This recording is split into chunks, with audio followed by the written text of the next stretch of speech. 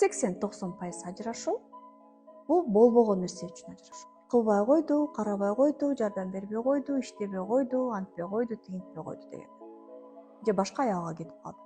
Көбүнчө ирет, эми күнөөлүү деп айтпайм, бирок үй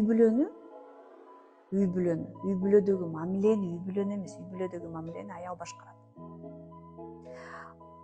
Аял чыдаганча үй бүлө бар. Аял чыдабай калганда үй бүлө бузулат. Демек, күнөөлүү деген туура эмес, бирок себепкер аял. Үй бүлөнүн бузулушуна көбүнчө себепкер аял. Анткени психологиясын, ал эмне каалайт, ал эмнени ойлонот жана ага кандай таасир этиш керек түшүнбөй билбей койду. Андан мындай суроо жаралышы мүмкүн. Эмне үчүн эркек мен эмне каалайм түшүнбөйт? Эмне үчүн эркек менин психологиямды түшүнгүсү келбейт?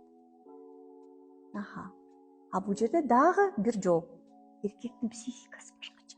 Эркектин психикасы аялдын психикасын изилдөө үчүн эч качан иштебейт.